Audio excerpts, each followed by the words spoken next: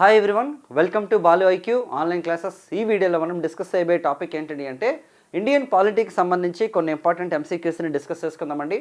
Indian polity అనేది అన్ని competitive ఎగ్జామ్స్కి ఇంపార్టెంటే.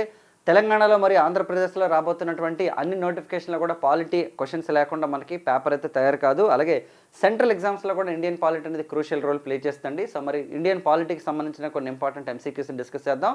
మరి మీకు నేను చెప్పినటువంటి కంప్లీట్ ఇండియన్ పాలిటీ కంటెంట్ కావాలనుకుంటే మన బాలు ఐక్యూ యాప్ని మీరు డౌన్లోడ్ చేసుకోండి. మీరు హిస్టరీ అండ్ పాలిటీ కలిపి తీసుకుంటే 299కి ఉందండి. హిస్టరీ, పాలిటీ, ఎకానమీ మూడు కలిపి తీసుకుంటే మీకు 399 6 months వ్యాలిడిటీ. అదే సింగిల్ సబ్జెక్ట్ అయితే మీకు 199తో ఉంటుంది. సో ఈ మూడు సబ్జెక్టులు కూడా నేనే చెప్పాను మన యాప్లోని. చాలా నీట్గా డీటెయిల్గా ఒక స్ట్రక్చరల్ ఫార్మేషన్లో చెప్పాను. June 5th నుంచి కూడా మీకు హిస్టరీ 2.0 స్టార్ట్ అవుతుందండి. ఆల్రెడీ చాలా కంటెంట్ ఉంది, కాకపోతే మళ్ళీ ఫస్ట్ నుంచి కూడా అది బాయిలింగ్ వల్ల చేయడం జరుగుతుంది. ప్రాపర్ మెటీరియల్ కూడా మీకు ఇచ్చి ఇప్పటికైతే ఆల్రెడీ కంటెంట్ ఉంది. ఆ కంటెంట్లోనే మళ్ళీ సెపరేట్గా ఒక ఫోల్డర్ పెట్టి 2.0 అని చెప్పి యాడ్ చేసి మీకు కొత్త క్లాసెస్ అయితే యాడ్ చేయడం జరుగుతుంది. అవి స్లోగా వస్తుంటే ఆల్రెడీ మీరు ప్రీవియస్ క్లాసెస్ చూడొచ్చు అనమాట. దానికి 6 months వ్యాలిడిటీ ఉంటుంది. ఓకేనా? మరి ఫస్ట్ క్వశ్చన్ చూద్దాం. ఒక రాష్ట్రంలో విధానసభను ఇచ్చాము. ఇక్కడ విధాన పరిషత్ యొక్క ఏర్పాట్ల రద్దుకు సంబంధించినటువంటి అధికరణ ఏది? Which of the following article of the constitution deals with the formation of the legislative council in a state, లేదా మనకి abolishment of the legislative council అండి. మరి వాస్తవానికి తీసుకుంటే భారతదేశంలో ద్విసభ వ్యవస్థ ఉందండి. మనకి సెంట్రల్లో మనకి లోక్సభ, రాజ్యసభ అని, స్టేట్ లెవెల్లో మనకి విధానసభ మరియు విధాన పరిషత్తులు ఉన్నాయన్నమాట. కాకపోతే అన్ని రాష్ట్రాల్లో విధాన పరిషత్ లేదు. అయితే మరి ఒక స్టేట్లో కనుక లెజిస్లేటివ్ కౌన్సిల్ కావాలని అనుకుంటే ఏ ఆర్టికల్ ద్వారా ఉంటుంది అంటే మనకి article number 169 of the constitution అండి. ఓకేనండి. ఆర్టికల్ 169 ఆఫ్ ద కాన్స్టిట్యూషన్ ఏం చెప్తుంటే మనకి ఫార్మేషన్ ఆఫ్ లెజిస్లేటివ్ కౌన్సిల్ గురించి చెప్తండి. మరి ఒక స్టేట్లో మనకి లెజిస్లేటివ్ కౌన్సిల్ ఉందనుకోండి, ఫర్ ఎగ్జాంపుల్, అంటే లెజిస్లేటివ్ హౌస్ ఉందంటే విధానసభ ఉంది. ఒకవేళ విధాన పరిషత్ లేదనుకోండి, ఎగ్జాంపుల్ అంటే ఏంటి, ఎవరైనా సరే ఒక పొలిటికల్ పార్టీ గవర్నమెంట్లోకి వచ్చిన తర్వాత ఆ పార్టీకి సంబంధించిన సీనియర్లను తీసుకోవాలనుకున్నా, లేదంటే కొంతమంది విద్యావేత్తలను నామినేట్ చేయాలన్నా సరే విధాన పరిషత్ ఉండడం వల్ల ఏమవుతుందంటే వాళ్ళకు కూడా ఆ బిల్లుని పంపిస్తే, విధానసభ ఆమోదించిన తర్వాత ఆ బిల్లుని పంపిస్తే అక్కడ కూడా డిబేట్ అవుతుంది. వాళ్ళు ఇచ్చేటటువంటి సలహాలు అనేది స్టేట్ యొక్క డెవలప్మెంట్కి ఉపయోగపడుతున్న ఉద్దేశంతో మనకి లెజిస్లేటివ్ కౌన్సిల్ అనే కాన్సెప్ట్ అయితే ఇవ్వడం జరిగిందనమాట. మరి ఇండియాలో మనకి లెజిస్లేటివ్ కౌన్సిల్ చాలా లిమిటెడ్ స్టేట్స్, దాదాపు 6 రాష్ట్రాలకు మాత్రమే ఉన్నాయండి. మరి దీని ప్రకారం ఫస్ట్ విధానసభ ఏం చేయాలంటే ఒక బిల్లుని స్పెషల్ మెజారిటీతో ఆమోదించాలి. అంటే మా రాష్ట్రానికి విధాన పరిషత్ కావాలని చెప్పేసి స్పెషల్ మెజారిటీ అంటే 2/3 మెజారిటీతో అసెంబ్లీ ఆమోదించిన తర్వాత దాన్ని పార్లమెంట్కి పంపిస్తే పార్లమెంట్ దాన్ని సింపుల్ మెజారిటీతో ఆమోదిస్తే ఆ రాష్ట్రంలో విధాన పరిషత్ వస్తుంది. ఒకవేళ విధాన పరిషత్ రద్దు అవ్వాలన్నా సరే సేమ్ ప్రాసెస్ అండి. విధాన పరిషత్ రద్దు అవ్వాలంటే కూడా మాకు విధాన పరిషత్ అవసరం లేదు అనుకుంటే కూడా సేమ్ అసెంబ్లీ అనమాట స్పెషల్ మెజారిటీతో ఒక బిల్లును ఆమోదించి పార్లమెంట్కి పంపిస్తే పార్లమెంట్ కనుక దాన్ని ఆమోదించినట్లయితే అవుతుందన్నమాట. మరి ఇండియాలో దాదాపు ప్రజెంట్ 6 రాష్ట్రాలు, ఇప్పుడు ఆంధ్రప్రదేశ్, తెలంగాణలో కూడా మనకు విధాన పరిషత్ ఉందన్నమాట. మరి మిగతా ఏ రాష్ట్రాల్లో విధాన పరిషత్ ఉంది అన్నది మీరు కింద కామెంట్ బాక్స్లో చెప్పండి. ఓకేనా? సో మరి నెక్స్ట్ క్వశ్చన్ చూద్దామండి. వెరీ వెరీ ఇంపార్టెంట్ విధాన పరిషత్ అనేది. ఓకే, చూడండి. First past the post system పద్ధతిలో జరిగిన ఓటింగ్లో కానిది ఏంటంట. ఓకేనండి. ఫస్ట్ పాస్ట్ ద పోస్ట్ అంటే అర్థం ఏంటంటే మనకి ఎవరికైతే హైయెస్ట్ నెంబర్ ఆఫ్ ఓట్స్ వస్తాయో వాళ్ళే గెలుస్తారు. ఇప్పుడు ఎగ్జాంపుల్ ఒక 100 ఓట్లు ఉన్నాయనుకోండి, ఫస్ట్ వచ్చిన వ్యక్తికి ఒక 35 ఓట్లు వచ్చి, సెకండ్ వ్యక్తికి 34 ఓట్లు వచ్చి, మిగతా ఓట్లన్నీ వచ్చాయనుకోండి, అతనికి 65 మంది రిజెక్ట్ చేశారు ఫస్ట్లో ఉన్న వ్యక్తికి, కానీ గెలవడం మాత్రం అతనే గెలిచాడు. 35 ఓట్లు ఎవరికి వచ్చాయో వాళ్ళే గెలిచారు. అంటే ఎవరికైతే అత్యధిక ఓట్లు వస్తాయి, పర్సంటేజ్తో సంబంధం ఉండదు అక్కడ, ఎవరికైతే అత్యధిక ఓట్లు వస్తాయో వాళ్ళే గెలిచినట్టు అనమాట. మరి ఈ విధానం first past the post system అంటారండి. మరి ఈ విధానం ఏ ఎన్నికల్లో ఉందంటే ఇండియాలో రాష్ట్రపతి, లోక్సభ, రాజ్యసభ, విధాన పరిషత్ అండి. ఆన్సర్ వచ్చేసి మనకి లోక్సభ అండి. ప్రెసిడెంట్ ఆఫ్ ఇండియా ఎలక్షన్స్ కానీ, రాజ్యసభ ఎలక్షన్స్ కానీ, అలాగే ఎమ్మెల్సీ ఎలక్షన్స్ అన్నీ కూడా మనకి ప్రిఫరబుల్ ఓటింగ్ సిస్టమ్ ద్వారా జరుగుతాయి అనమాట. ఓకేనండి. ఎందుకంటే రాష్ట్రపతి ఎన్నికల్లో ఎలక్టరల్ కాలేజ్ ఉంటుంది. లోక్సభ, రాజ్యసభ మరియు ఎమ్మెల్యేలు ఓట్లు వేస్తారనమాట. రాజ్యసభ ఎన్నికల్లో అయితే మనకి రాష్ట్రాల ఎమ్మెల్యేలు ఎన్నికల్లో ఓట్లు వేస్తారంటే ప్రాధాన్యత క్రమంలో ఓట్లు వేస్తారు. విధాన పరిషత్తులో కూడా అంతే, ఎందుకంటే అందులో లోకల్ బాడీ లీడర్స్ ఉంటారు. అలాగే కొన్ని ఎలక్షన్స్లో గ్రాడ్యుయేట్ ఎలక్షన్స్ ఉంటాయి, టీచర్ ఎలక్షన్స్ ఉంటాయి, అలాగే నెక్స్ట్ ఎమ్మెల్యేలు ఓటింగ్ ఉంటుంది, గవర్నర్ నామినేషన్ ఉంటుంది. విధాన పరిషత్ అయితే మనకి మల్టిపుల్ ఉంటాయి. కానీ లోక్సభకి మాత్రం డైరెక్ట్గా ఒక పర్సన్ని ప్రజలే ఎన్నుకుంటారు. సో ఆ ప్రజలు ఏంటంటే టోటల్గా నెంబర్ ఆఫ్ ఓట్లు ఎన్నైతే ఉన్నాయో అందులో ఒక పర్సన్కి హయ్యెస్ట్ ఓట్లు ఎవరికైతే వస్తాయో వాళ్ళే గెలుస్తారనమాట. ఇప్పుడు ఎగ్జాంపుల్ సెకండ్ పర్సన్కి ఫస్ట్ పర్సన్కి డిఫరెన్స్ ఒక్క ఓటు అయినా సరే, అంటే ఒక ఓటు మెజారిటీ అయినా సరే పర్సనే గెలిచినట్టు. ఇక్కడ ఇందాక మనం చెప్పుకున్నట్టు 35 వచ్చాయి ఓట్లు, ఇక్కడ 100లో 34 వచ్చాయి, ఇక్కడ 20 వచ్చాయి ఫర్ ఎగ్జాంపుల్ అనుకుంటే 35% మాత్రమే ఇతనికి వచ్చినట్టు, అంటే 65% రిజెక్ట్ చేసినట్టు, అంటే 60% సంబంధం ఉండదు ఇక్కడ మనకి. ప్రెసిడెంట్ ఎలక్షన్స్లో అయితే మనకేంటి 50% కంపల్సరీగా రావాలన్నమాట ఓటింగ్. కానీ ఇక్కడ పర్సంటేజ్ ఫిక్స్డ్ పర్సంటేజ్ లేదు. ఎందుకంటే ఎన్ని ఓట్లు వచ్చినా సరే గెలుస్తారనమాట ఫస్ట్ ఎవరంటే వాళ్ళు. అందుకని దీన్ని first past the post system అంటారండి. ఇండియాలో లోక్సభ ఎలక్షన్స్లో కానీ, అంటే మనకి ఎమ్మెల్యే ఎలక్షన్స్లో కానీ, సర్పంచ్ ఎలక్షన్స్లో కానీ, ఎంపీటీసీ జెడ్పీటీ ఎలక్షన్స్ అన్నీ కూడాను ఇదే ప్రాసెస్ ఉంటుందండి. పబ్లిక్ నేరుగా ఎక్కడైతే ఎలక్షన్స్లో పాల్గొంటారో వాటన్నింటి దగ్గర కూడా మనకి ఫస్ట్ పాస్ట్ ద పోస్ట్ సిస్టమే ఉందన్నమాట ఇండియాలోని. వెరీ వెరీ ఇంపార్టెంట్ ఇది. సో మరి నెక్స్ట్ చూద్దామండి. ఉభయ సభల సంయుక్త సమావేశం క్రింది దేనికి వర్తిస్తుందంట? మనకి జాయింట్ సెషన్ జరుగుతుందండి. ఆర్టికల్ 108 ఆఫ్ ద కాన్స్టిట్యూషన్ ప్రకారం మనకి president of India calls for the joint session అండి. మరి ఏవైనా సరే బిల్స్లో కనుక డిస్ప్యూట్ ఏదైనా ఉంటే పిలుస్తారనమాట. మరి జాయింట్ సెషన్ అనేది వేటికి వర్తిస్తుందంట? రాజ్యాంగ సవరణలకు వర్తిస్తుందా, సాధారణ బిల్లులకు మాత్రం వర్తిస్తుందా, ద్రవ్య బిల్లులకి లేదా బడ్జెట్ బిల్లుకి అంటే సాధారణ బిల్లులు అండి. ఓకే, సాధారణ బిల్లు అంటే ఏంటి మనకి ఇక్కడ? ఏదైనా సరే ఇప్పుడు ఎగ్జాంపుల్ మనకి భారతదేశంలో 3 సార్లు జాయింట్ సెషన్ కండక్ట్ చేయడం జరిగింది. ఏవైనా సరే చట్టాలు అంటే సింపుల్ మెజారిటీతో మనకి పార్లమెంట్ ఆమోదించే బిల్లులన్నీ కూడా సాధారణ బిల్లుగా చెప్తాం మనం. ఓకే, కానీ మనీ బిల్ అనేది కేవలం లోక్సభకు మాత్రమే అధికారులు ఉంటాయి కాబట్టి దానికి జాయింట్ సెషన్ ఉండదు. బడ్జెట్ బిల్లుకి కూడా మనీ బిల్ లాగానే ఓన్లీ లోక్సభ ఆమోదిస్తే చాలు. రాజ్యసభకి ఫార్మాలిటీగా 14 డేస్లో ఆమోదించాలి. ఓట్ ఆన్ అకౌంట్ బడ్జెట్ అని అంతే. అంటే రాజ్యసభకు అసలు అధికారాలే ఉండవు కంప్లీట్గా వీటి మీద. కాబట్టి ఇక్కడ మనకి జాయింట్ సెషన్ అనే కాన్సెప్ట్ రాదు. అలాగే కాన్స్టిట్యూషన్ అమెండ్మెంట్ బిల్ కూడా అవ్వదండి. ఎందుకంటే కాన్స్టిట్యూషన్ అమెండ్మెంట్ బిల్ అనేది మినిమము స్పెషల్ మెజారిటీ ఉండాలన్నమాట. అలాగే స్పెషల్ కమ్ స్టేట్స్ కొన్నిసార్లు కొన్ని బిల్లులు రాష్ట్రాలు కూడా ఆమోదించాల్సి ఉంటుంది అనమాట కొన్ని రాజ్యాంగ సవరణలని. కాబట్టి మనకి జాయింట్ సెషన్స్లో కేవలం సింపుల్ మెజారిటీతోనే ఆమోదిస్తారు కాబట్టి సింపుల్ మెజారిటీ బిల్స్ మాత్రం అవుతాయి. కాబట్టి ఇక్కడ సాధారణ బిల్లు మాత్రమే. మరి ఇండియాలో ఎన్నిసార్లు జాయింట్ సెషన్స్ పెట్టారు? మనం ఫస్ట్ తీసుకుంటే 1961లో మనకి ఓకే సో వరకట్న నిషేధ బిల్ అయితే పెట్టారు ఫస్ట్. అలాగే 1978లో మనం తీసుకుంటే బ్యాంకింగ్ రెగ్యులేషన్ బిల్ పెట్టారు. 2002లో తీసుకుంటే మనకి పోటా అంటే ప్రివెన్షన్ ఆఫ్ టెర్రరిజం యాక్టివిటీస్. ఈ 3 బిల్స్ని కూడా మనకి పెట్టడం జరిగిందనమాట. మరి ఈ 3 బిల్లుల్లో కూడా ఓటేసినటువంటి ఏకైక పార్లమెంట్ మెంబర్ అంటే మనం చాలాసార్లు చెప్పుకున్నాం అంటే అటల్ బిహారీ వాజ్పేయి గారు అనమాట. 61లో ఆయన ఒక సాధారణ ఎంపీగా ఓటేశారండి. మరి 78 ఓటేసినప్పుడు ఆయన విదేశాంగ శాఖ మంత్రిగా ఉన్నారనమాట, ఎక్స్టర్నల్ అఫైర్స్ మినిస్టర్గా ఉన్నారు. 2002లో he was the prime minister of India అనమాట.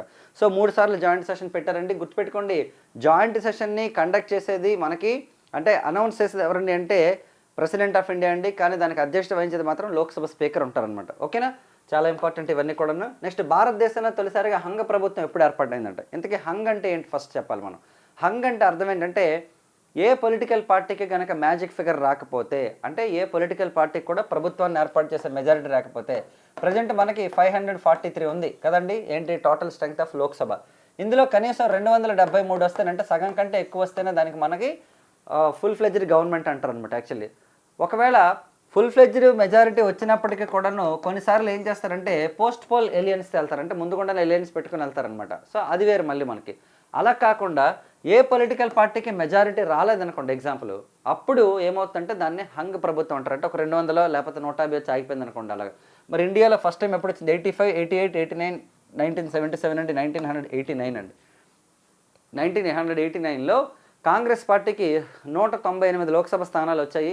కానీ రాజీవ్ గాంధీ గారు ఏం చేశారంటే సో మాకు ఆల్రెడీ 400+ వచ్చాయి లాస్ట్ ఎలక్షన్స్లోని, సో ఈసారి మేము ప్రభుత్వాన్ని ఏర్పాటు చేయము, ఇంకా మమ్మల్ని మేము అనాలిసిస్ చేసుకుంటామని ప్రకటించడంతో అప్పుడు ఎవరు కూడా గవర్నమెంట్ ఫామ్ చేయడానికి రాలే. అయితే అప్పటి రాష్ట్రపతి అయినటువంటి ఆర్ వెంకటరామన్ గారు జాతి ప్రయోజనాల దృష్ట్యా on the interest of the nation okay ఎవరైనా గవర్నమెంట్ ఫామ్ చేయండి అంటే అప్పుడు విశ్వనాథ్ ప్రతాప్ సింగ్ గారి ప్రభుత్వం ఏర్పాటైంది. ఇది మనకి first hung government in India. Very very important. Vishwanath Pratap Singh గారి టైంలోనే మనకి అంతర్రాష్ట్ర మండలి అంటే మనకి ఇంటర్ స్టేట్ కౌన్సిల్ ఫామ్ అయింది. అలాగే next SC and ST atrocities act వచ్చింది. అలాగే ఓబీసీలకు రిజర్వేషన్ ఇచ్చింది కూడా మనకి ఎవరంటే on basis of mandal commission reports మనకి విశ్వనాథ్ ప్రతాప్ సింగ్ గారి ప్రభుత్వమే. సో మరి నెక్స్ట్ క్వశ్చన్ చూద్దామండి. మహిళలకి 33% రిజర్వేషన్ కల్పించే రాజ్యాంగ సవరణ వేటికి వర్తిస్తుందంట?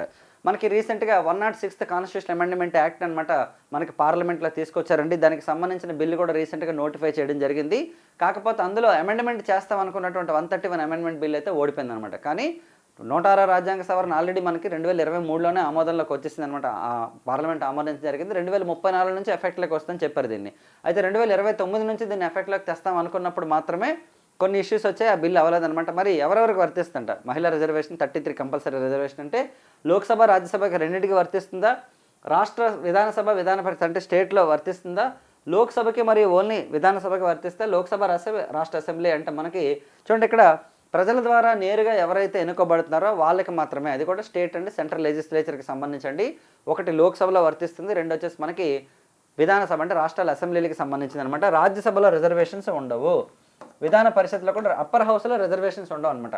మరి ఇండియాలో లోక్సభలో 15% రిజర్వేషన్ ఫర్ ఓకేనండి షెడ్యూల్డ్ కాస్ట్, 7.5% షెడ్యూల్ మనకేంటి ట్రైబ్స్కి అనమాట రిజర్వేషన్ ఉందండి బిగినింగ్ నుంచి కూడాను. కాకపోతే ఇక్కడ మనకు మహిళా రిజర్వేషన్ ఏంటంటే మళ్ళీ ఈ 15%లో మళ్ళీ 33 అనేది సెపరేట్గా ఉమెన్కి కట్టేస్తారనమాట. అలా మొత్తం ఓవరాల్గా 543 లోక్సభ స్థానాల్లో కంపల్సరీగా 3 అనమాట ఎవరికి ఇస్తారంటే ఉమెన్కి ఇస్తారనమాట. ఇక్కడ మనకి అరౌండ్ 181 సీట్స్ 182 సీట్స్ వరకు మనకి కంపల్సరీగా మహిళలే ఉంటారండి. 106th కాన్స్టిట్యూషన్ అమెండ్మెంట్ అనమాట. వెరీ వెరీ ఇంపార్టెంట్ ఇది. సో మరి నెక్స్ట్ క్వశ్చన్ చూద్దామండి. చట్టసభల్లో కొందరు సభ్యులు ఉద్దేశపూర్వకంగా చాలాసేపు మాట్లాడుతూ బిల్లులపై ఓటింగ్ను ఆలస్యం చేయడం లేదా చట్ట ఆమోదం పొందకుండా అడ్డుకోవడాన్ని ఏమంటారంట. జనరల్గా పార్లమెంట్లో ఏదైనా బిల్లు పెట్టారనుకోండి, ఆ బిల్లు మీద కంటిన్యూస్గా గంటలు మాట్లాడుతుంటారు అనమాట. అంటే ఆ బిల్లు అది ఆమోదం పొందకుండా ఉండాలని చెప్పేసి అనమాట గంటలు మాట్లాడుతుంటారు అనమాట. మరి దీన్ని ఏమంటారంట. ఓకే, గిలిటైనా, ఫిలిబస్టరా, జీరో అవరా, కట్ మోషన్ అన్నారు. ఇక్కడ ఆన్సర్ వచ్చేసి మనకి ఫిలిబస్టర్ అండి. గిలిటైన్ అంటే అర్థం ఏంటండి అంటే ఎప్పుడైనా సరే బిల్స్ కనుక పాస్ అవ్వలేదు అనుకోండి, ఎగ్జాంపుల్ పార్లమెంట్ సమావేశాలు అయిపోతున్నాయని అనుకుంటే అప్పుడు స్పీకర్ ఏం చేస్తారంటే సడన్గా ఓకేనండి బిల్స్ అన్నీ కూడా ఆమోదించేస్తారనమాట. యాక్చువల్లీ ఎలాంటి డిస్కషన్ లేకుండా బిల్స్ని ఆమోదిస్తుందని ఏమంటారంటే గిలోటిన్ అంటారనమాట. మరి ఫిలిబస్టర్ అంటే అర్థం ఏంటంటే అంటే ఎవరికి మాట్లాడడానికి ఛాన్స్ అవ్వకుండా ఆ పర్సనే మాట్లాడుతూ ఇంటెన్షనల్గా దీన్ని చట్టం చేయకూడదని కనుక మాట్లాడితే దాన్ని ఫిలిబస్టర్ అంటే. బట్ ఇండియన్ పార్లమెంటరీ సిస్టంలో లేదు, ఇక్కడ అమెరికాలో జనరల్గా ఉంటుంది అనమాట ఫిలిబస్టర్ కాన్సెప్ట్. మరి నెక్స్ట్ తీసుకుంటే జీరో అవర్ మీ అందరికీ తెలుసును. ఓకే, మనకి క్వశ్చన్ అవర్ తర్వాత జీరో అవర్ వస్తుందన్నమాట. ఎవరైతే క్వశ్చన్ అవర్లో పార్టిసిపేట్ చేయనటువంటి ఎంపీలు ఉంటారో వాళ్ళకి ఛాన్స్ ఇస్తారనమాట జీరో అవర్లోని. అలాగే నెక్స్ట్ తీసుకుంటే మనకి కట్ మోషన్ అన్నారండి. కట్ మోషన్ ఏంటి కాన్సెప్ట్ మనకి, ఇది బడ్జెట్కి సంబంధించి వాడతారనమాట. Actually policy cut motion, economy cut motion, token cut motion అని చెప్పేసి 3 రకాలు ఉంటాయన్నమాట. అది మనం ఆల్రెడీ ఇదివరకు చెప్పాము, బట్ ఎకానమీలో కూడా చెప్పొచ్చు మనం. బట్ నేను మీకు ఇక్కడ ఇచ్చాను.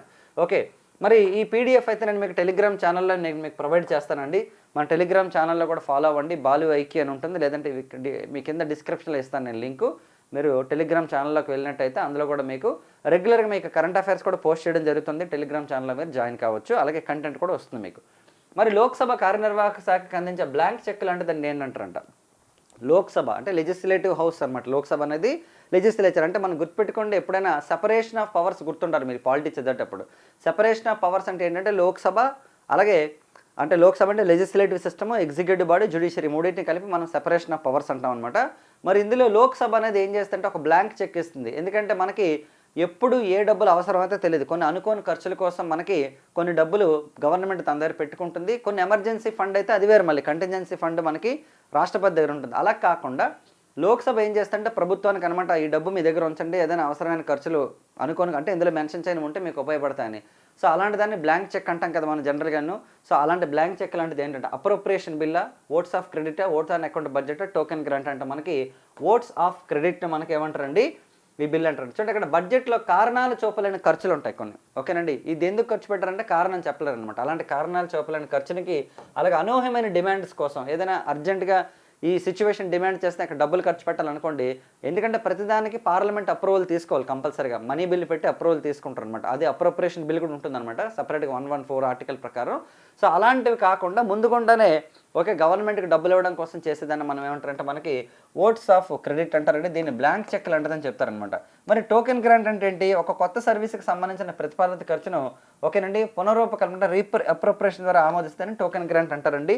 సో ఇది మనం ఆల్రెడీ ఇందాక చెప్పుకున్నాం కదా, token cut motion, policy cut motion, economic cut motion అందులోనే మనకు భాగంగా ఉండొచ్చు అనమాట. సో ఇవ్వండి ఈ వీడియోకి సంబంధించినటువంటి ఇండియన్ పాలిటీ ఎంసీక్యూస్. నా ఎక్స్ప్లెనేషన్ మీకు నచ్చినట్లయితే మన ఛానల్ని సబ్స్క్రైబ్ చేసుకోండి, అలాగే మీ ఫ్రెండ్స్తో కూడా షేర్ చేసుకోండి. అలాగే మీకు ఫుల్ ఫ్లెడ్జ్డ్గా బాలు ఐక్యూలో కంటెంట్ కావాలని అనుకుంటే బాలు ఐక్యూ యాప్ డౌన్లోడ్ చేసుకోండి.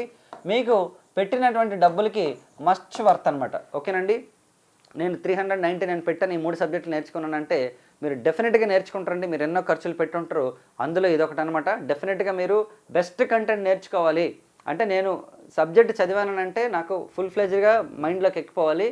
ఈ క్లాస్ విన్నానంటే ఆ క్లాస్ నుంచి ఖచ్చితంగా హాఫ్ అన్ అవర్ మీరు వింటే హాఫ్ అన్ అవర్ తర్వాత మీకు ముందు తెలియని విషయం హాఫ్ అన్ అవర్ తర్వాత తెలుస్తుంది గ్యారంటీగాను. I'm very confident about my content అండి. సో మీ ఫ్రెండ్స్కి కూడా షేర్ చేయండి. మీ కాంపిటేటివ్ ఎగ్జామ్స్లో మీరు తక్కువ టైంలో ఎక్కువ నేర్చుకునే విధంగా మనం టీచ్ చేస్తున్నామండి. నెక్స్ట్ వీడియోలో మళ్ళీ కలుద్దాం. Thank you so much and wish you all the best.